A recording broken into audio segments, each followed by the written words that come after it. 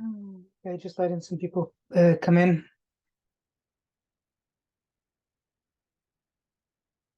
Okay, and just letting you guys connect up.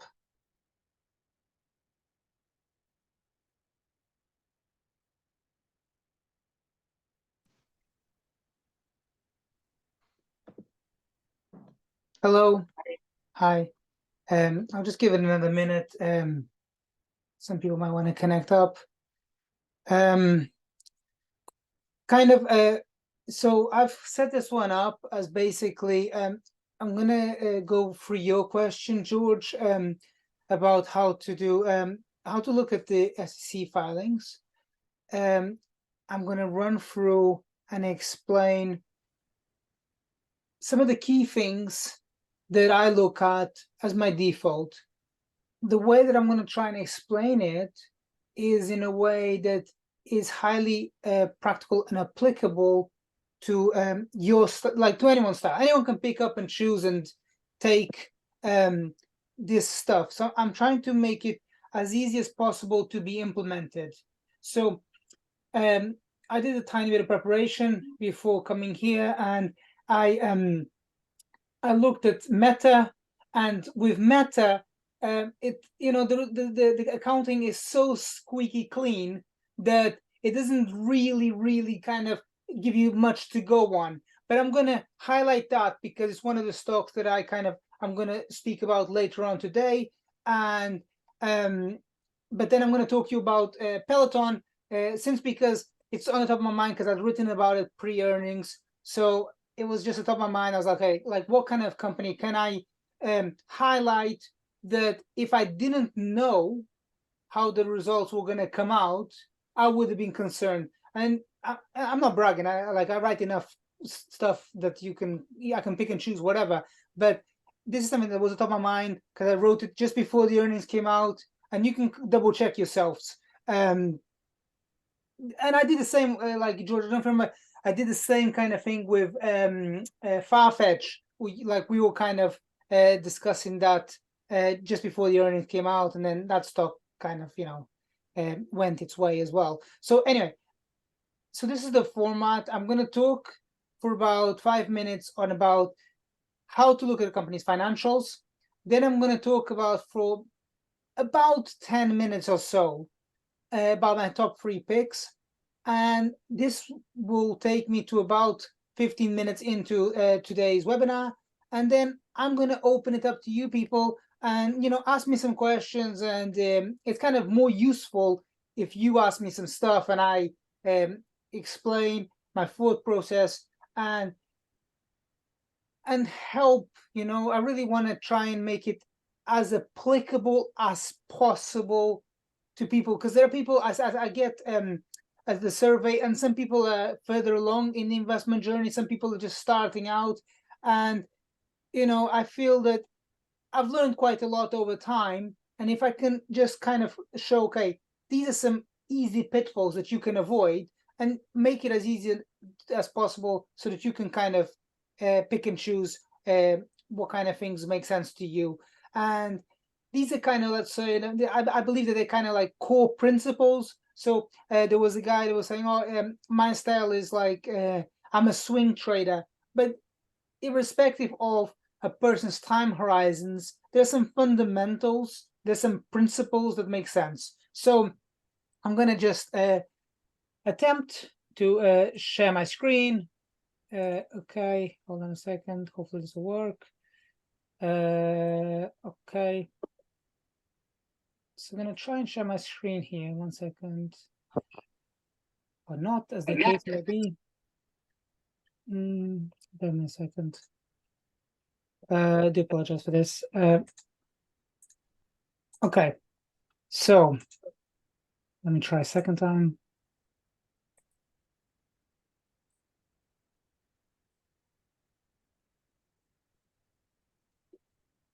Okay, fine. So if you are kind of starting out to do a company research, there's a company that you want to know a little bit about. You kind of, okay, I've heard people say about this company. People are very excited about this company. Like, what kind of thing I would do? So what I would do, I bookmark this page for myself, is the SEC website. I don't. A lot of people say, "Oh, I look on Seeking Alpha at the accountings there, the financials there."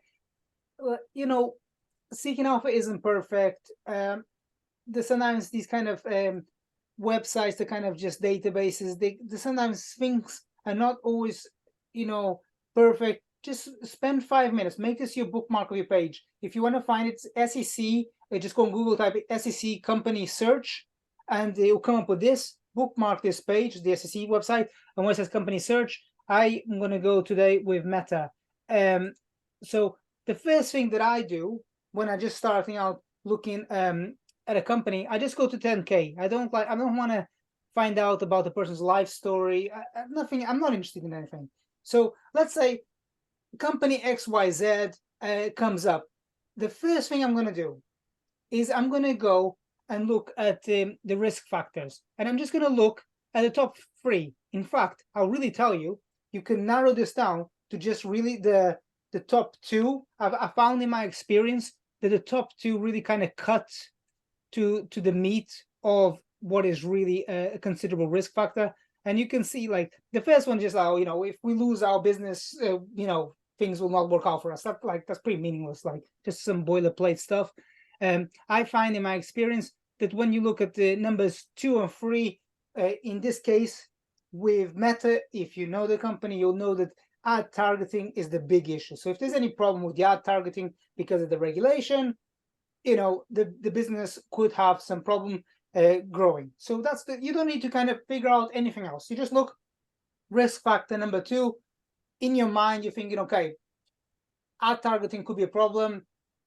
Just spend a couple of minutes looking at some of the comparable ad tech companies. Now, I'm trying to make this as easy as possible, but like everything, like if you kind of making a meal at a restaurant and you do this all the time, you kind of know a few things. So in my case, I would look at some of the comparable companies and I would just see what they are saying as well, because just to kind of get a bit of a vibe, if I see that a lot of the ad tech companies are really suffering because of some regulation, I'll be like, oh, well, maybe there's a problem also for Meta. So I'm just kind of saying broad strokes. Just look here and just kind of think to yourself, oh, this is something that could be a concern. You look at a comparable company, how are they performing? Generally, this is something that applies to the whole sector, and you can just pick and choose from here. Then the next thing that I would do is I'll go and check the balance sheet, because for me, this is something that's really, really important. I will not even think about any investment before I'm kind of familiar with the balance sheet. If you're not familiar with how the balance sheet is, it's kind of like, it's just difficult to get a gauge of where you're going. You know what I mean? So I'm just trying to think of a good analogy. It just takes a snapshot of what the company is like at that moment. So growth rates and everything like that is a projection into the future. It's down to a lot of estimates. But if you're not familiar with what a balance sheet looks like, you'll invest in blind. And if you just start, it takes 5 minutes. You look at the company's cash and marketable securities. I'm not sure if you guys can see on this side. I'll just move this to the side. Maybe you can see that. So you look at the cash and marketable securities, and you see, okay, this business has about 60 billion. So you can see here on the right has about 60 billion of cash, and then I can see that all its liabilities come up to 76. So it has a tiny bit of debt here, 18 billion. So I say, okay, there's about 60 billion of cash, 18 billion of debt. A lot of times, this is I wouldn't base an investment decision on this, but a lot of times these kind of mega cap companies, they will get a tiny bit of debt onto their balance sheet, even if they don't need to, just to make sure that there's a rating on their debt. You don't need to overcomplicate this, but if their debt is traded, then if they need to raise some capital like really quickly, they can use the rating of those bonds to raise a substantial amount of capital. So if, hypothetically speaking, Meta wanted to raise tomorrow morning $100 billion, they would do it. They would, like, there would be no problem. But if they didn't have that debt on trading around, it'd be like, oh, what? How can we price that debt?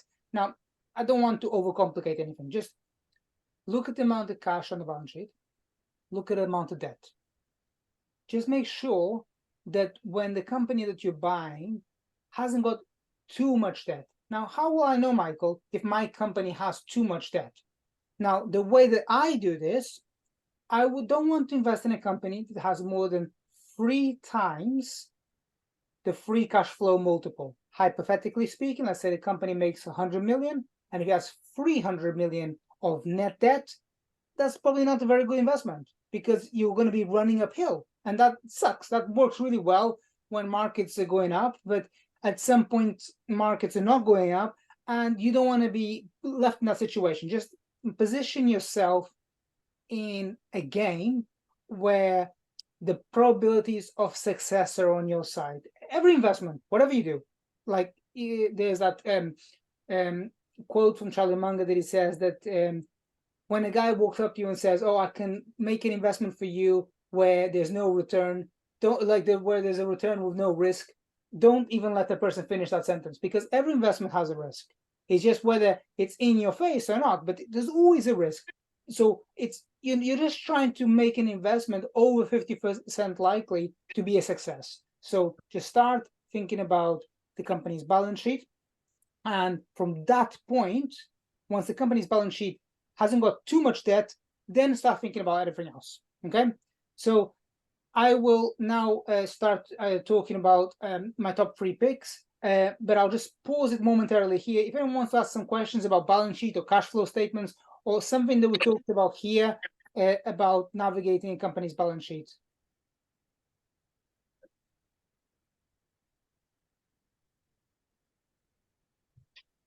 Mike, I got a question. I got a question on when you said no more than 3 times debt. The 3 times of that is that their net profit, or is that their gross, or what is that? Yeah. So I like to use the free cash flow number. So let's in this example, for example, so this is the cash flow statement here. So in this example here, can you see this number here, 70 billion, 71 here? Yeah. So in this example, so as I said before, Meta has 18 billion of debt, and they make more than 70 billion of cash in a year. So they're fine.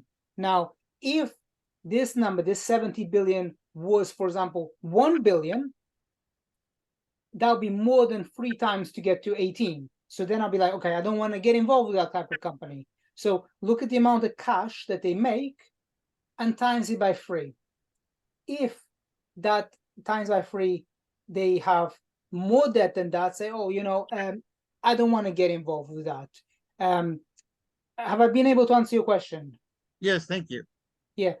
Michael, don't you have to subtract the 27 billion? Yeah, you absolutely do. But I just wanted to give yes, you're 100% correct. That's how you would subtract away the 27 billion, which is this number here for the capex. I was trying to make this kind of a bit faster, because I was trying. Yeah, you're absolutely correct. So when you look at the free cash flow number, you subtract that away.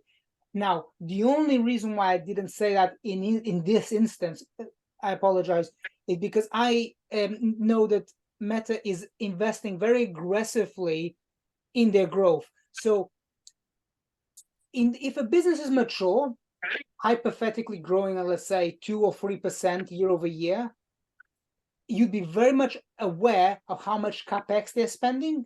But when a business is growing at north of 15%, I would be kind of a bit more disregarding of how much capex, because I recognize that it's difficult to grow at north of 15%. So they're clearly, whatever investments they're making in capex, it's paying off because they're growing. So I apologize. Yes, you're absolutely right. So I would remove that if I was concerned with the amount of debt on the balance sheet. But you have to think about, there are really no shortcuts in investing. But it does help to think about where in the business cycle that business is at that point in time. Now, this is contrary to what many people believe, but no business is a secular growth forever. Whether it's Nvidia or whatever, it doesn't make any difference whatsoever. No business. They go through business cycles, and sometimes they last a long time, like Nvidia, and sometimes they're slightly relatively shorter.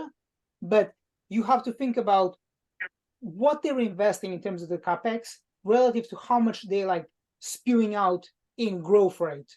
So that's really an important thing to think about. Does that answer the question? Yes. Cool. If anyone else has any other questions on this, please ask.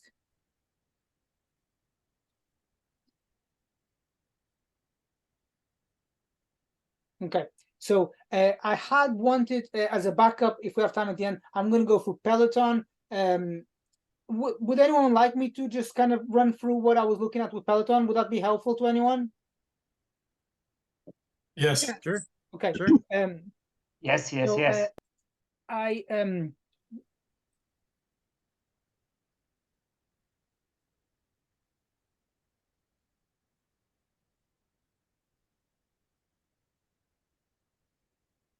Oh, actually, I do have a question. Where Yeah, do you right. look? Where do you look for growth number? I always go to SA, seeking alpha. Do you look? Can you look for growth number in these 10Q and 10K You forms? can absolutely not. So the reason why I like using the 10K and the 10Q is because what goes in here is things that they're obligated to put in. Okay, this is key. This is really important to understand.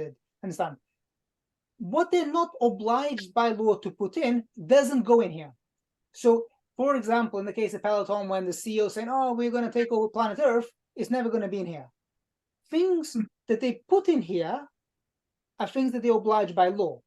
So once you kind of get up to speed with this, you will know at the top of your mind there are certain words that they're obliged to put in, but they don't want to put in. Okay, so one keyword would be the word liquidity.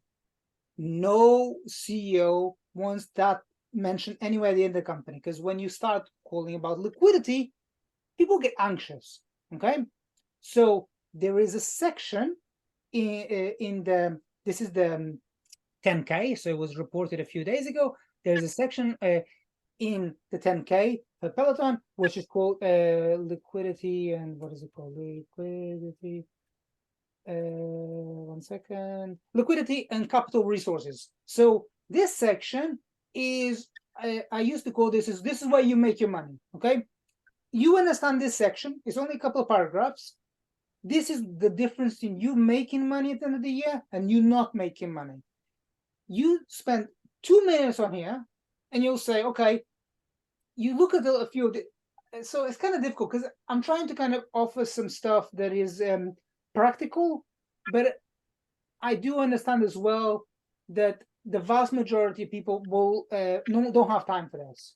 Now, I'm hoping that by watching this, when you make a new investment in a company, you will, after watching this, you'll say, okay, I'll just check what they say. So in the case of Peloton, they say here that, where is it called? Page.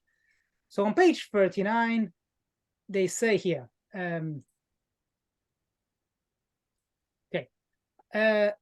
they've reduced their commitments from 500 to 400 million. Okay, so you just look here, reduced aggregate revolving credit. Revolving credit just means debt, basically, from 500 to 400. Now, why would Peloton be reducing the amount of debt that they have? They would be reducing that debt because they're being obligated by the lender. The lender saying, hey, I'm worried you have too much access to my cash. What if things go sour? Don't carry so much of my cash.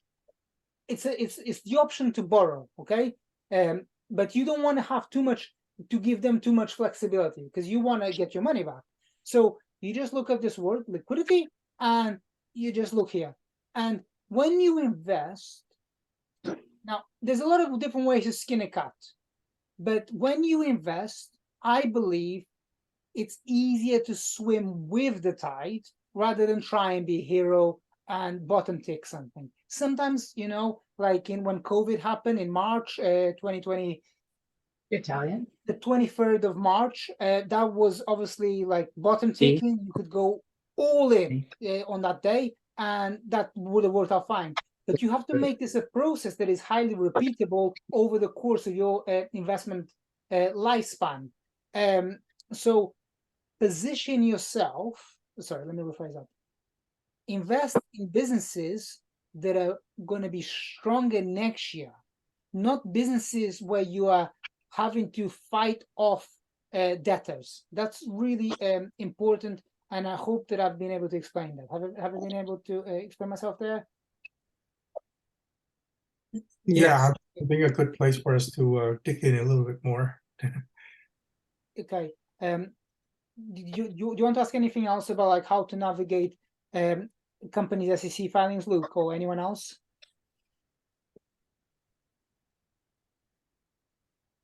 Okay.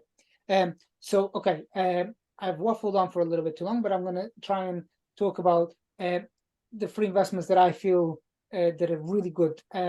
So, you know, a lot of people feel like, you know, when I started out investing, I used to believe because something was a small cap business, it was underfollowed, therefore it was undervalued. And it's taken me a long time to learn that that isn't always the case. For example, sometimes you can have the most followed business, and that can be the great investment. Like look at Microsoft. So it doesn't make any difference whether it's a mega cap stock or a micro cap stock. Like that doesn't make any difference. The only thing that matters is whether the business is going to be substantially more profitable next year than it is people's expectations right now. So I have, you know, like all of you, I'm sure, follow Meta from time to time. And like the market cap is like 1.7 trillion.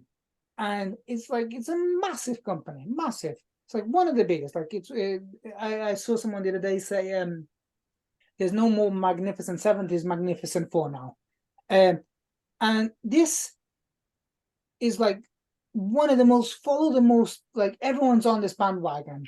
But I recognize the people's interest in investing in certain names goes and wanes. It's kind of like a clock. Sometimes like the pendulum swings one way and everyone's like jumping off the bandwagon. And other times people kind of like, I don't want to invest in that company. But over a course of a year, a lot of that noise goes away. And what you have is a more normalized version of intrinsic value. So Luke and I have often talked, and I joke with him that he made a killing on an NVIDIA, and I've been sucking my thumb here, coming here every Tuesday while he's making all that money. But it's a highly followed company, and it did really well. Now, I didn't believe that there was a satisfactory risk reward. It's not that I didn't follow the company. I knew the company as well as everyone else, but it wasn't for me. And that's fine. You need to understand in your mind that there's chances when you invest, and you're just trying your best to get it over that 50-50 hurdle. So in the case of Meta, it's a business that I don't know of any other business that makes as high a free cash flow margin as Meta. So why would I be interested in coming now? Because the margins are already so high. Like how much higher it can only get to a certain extent. But when you see that a business, in the case of Meta, is investing very aggressively in a sector, so you get your when people look at earnings, that's a consolidated figure of all the different activities that they're doing.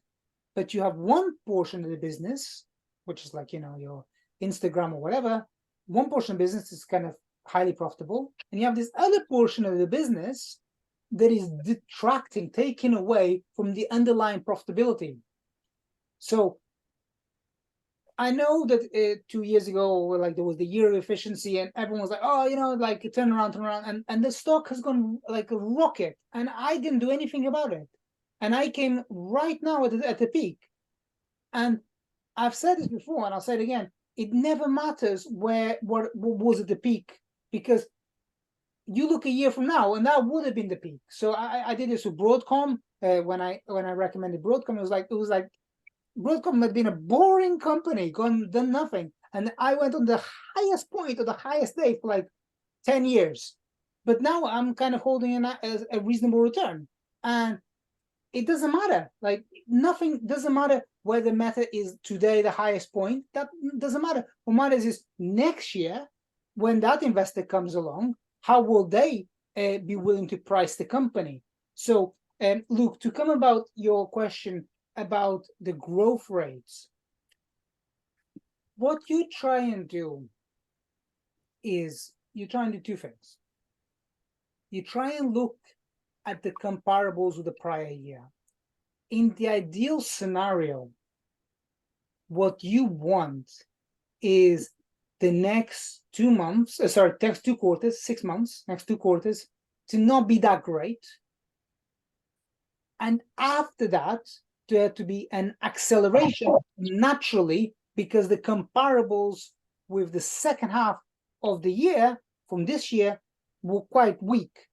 So it looks like dead money for 6 months. That's a really good way to get involved, because expectations are not as hot, and the company is able to start to accelerate from that base. And then people get really excited and everything like that. But you built your margin of safety, because when you're investing, the first 10%, 15% that you were able to capture before other people capture, that starts to build your margin safety.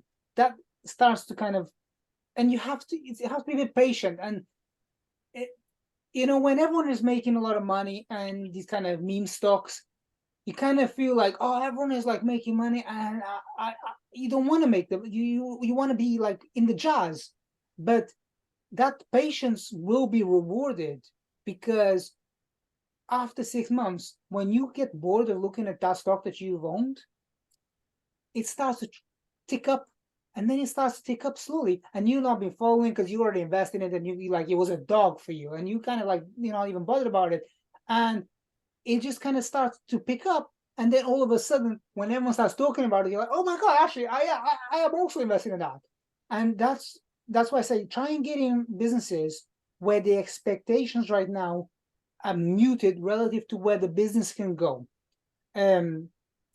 I did this as well with AppLovin. It's not been a terrific return for me. I have very high expectations this year for AppLovin.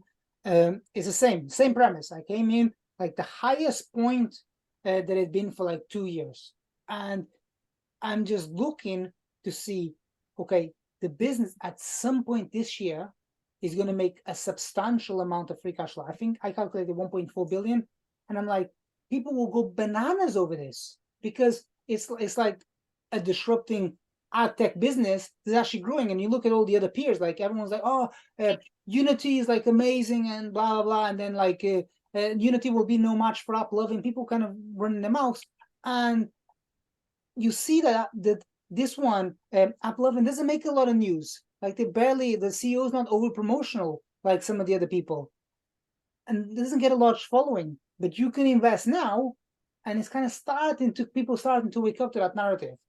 So just to kind of conclude about Meta, I generally think that if a business is growing on the top line at approximately 20%, you can get away with paying around about 20 times earnings, more or less, that ballpark, okay? Now, if it's a very stable business, which Meta is not, but if it's one of those SaaS businesses, software as a service, once you got that customer in, they're kind of locked in for a while. They're not going to churn out in most cases. In that instance, you can pay a substantially higher multiple. But what you want is to have a very high conviction that what the growth rate will be. And this takes me to that second point that I was explaining about how I think about the growth rates. Be reasonable. even if, you know, in certain instances, the growth rate that analysts have out there looks high, do not take that at face value. Add a tiny bit of critical thinking. Now, I know from experience, people always want to go for the shortcut. You just look at what on Seeking Alpha, what the analysts are saying, and but just spend like 5 minutes and think, okay, as a default, I just start writing my articles, and even if I don't publish that stuff, I just write it for myself, and I'm like, okay, does this still make sense? And by sitting down and forcing myself to think often, man, I'm tired. Like, I get up early. I've got like tons of stuff happening in my life, and I have no motivation for it sometimes, man. I'm freaking tired, man. But I sit down and I think about it, and I put in that process, I put in that work. I think, okay, does this still make sense relative to what I thought it does? And that checking is so important. I kind of waffled for quite a while. I'll press forward through the other two stocks that I think I'm quite interested in, and I'll kind of open it up. So the other stock that I'm really interested in is DraftKings. I like this type of investment where people's perception of the business is that it's a junky type of business. It's like another kind of quote unquote betting website. But in the next 18 months, so into 2025, this business is going to make so much free cash flow that people are just going to be like, oh my God, like, where does all this free cash flow come? And if you get in now, this is like the core of what I'm trying to do. If you buy into a business that is growing its revenues by 30%, so you buy it on the 1st of January and it grows by 30% into the end of December. So provided the multiple doesn't compress, you're going to get a 30% return because it just follows the intrinsic growth of the business. But you don't want to rely on the multiple not compressing, because, you know, interest rates go one way, the Fed says something, inflation goes the other way, like you're going to lose your capital. But if, hypothetically speaking, the business will be substantially more profitable than it is now, people will pay a higher multiple. They will absolutely pay a higher multiple. But you want to remove that, and you want to say, okay, let's pretend that people do not pay a higher multiple. Let's pretend that the multiple actually compresses slightly. So if the business is growing at 30%, the multiple compresses slightly because I got something wrong, and maybe I only make 20% on the stock. That's okay. If I'm trying to compound at 15%, and this business is going to do 20%, which I really believe it will, then that's okay. It's no drama. I can do my 50% compounded. 15, 1-5. So DraftKings is something that I'm very excited about. And I'll just conclude with Uranium Energy Corp. This is the one business that I don't see selling anytime soon. So I always say to people, I like to sell a business within 18 months of holding it, because I'm either right or wrong on the stock. And if it's longer than 18 months, you know, I'm just kind of being very, very selective whether I actually want to keep it. Like Palo Alto Networks, I've owned this for a while. Builders First Source, I've kept this one for a while.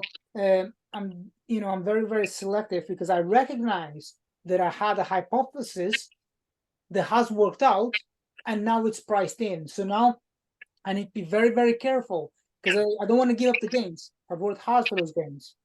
So Uranium Energy Corp is one of those rare things that I'm going to keep, not because I'm super excited that the price of uranium is around $100.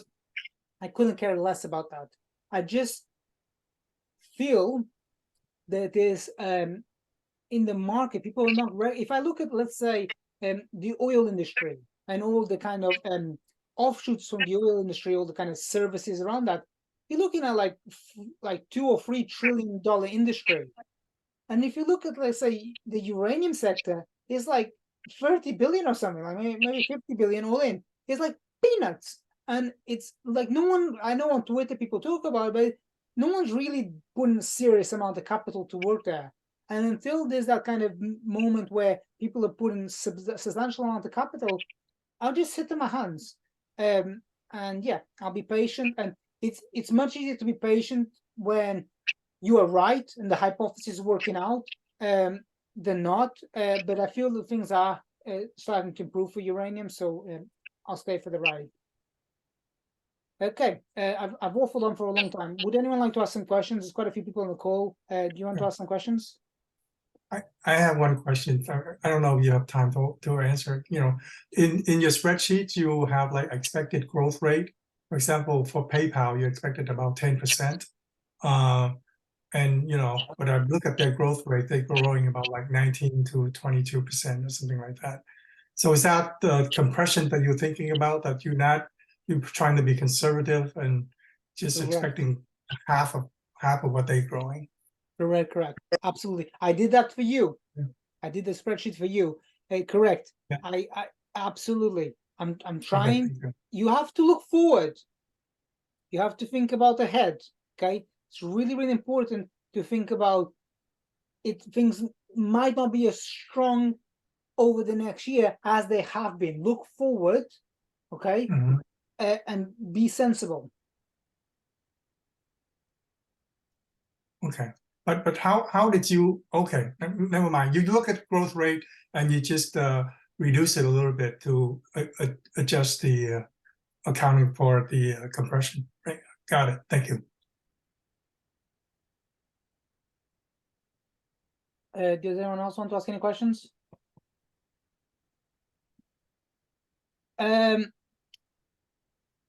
Okay. Yeah, Brenna. I'll think about how I can answer that question. So you wanted to know how to analyze the balance sheet and analyze the growth.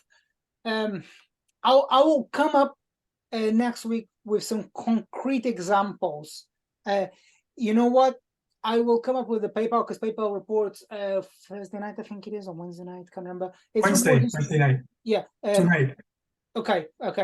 So I'll come up with some concrete examples. We'll use PayPal because it's something that yeah. So I'm gonna go with some concrete examples, and I feel that that'll be more helpful if I can just show you like how my process is. Because ultimately I do this for you, because I kind of, you know, it's for you that I'm trying to do this. So this is a good question. I'm gonna go with this. I'm gonna explain like line for line how I think about that next week.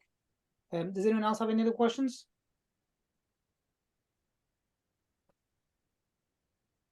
Okay, I'd like to say thank you very much, everybody. Really appreciate the turnout. Yeah, and good luck for the rain at the earnings season. Thank you. Thanks, Michael. Thank you so much. Thank you.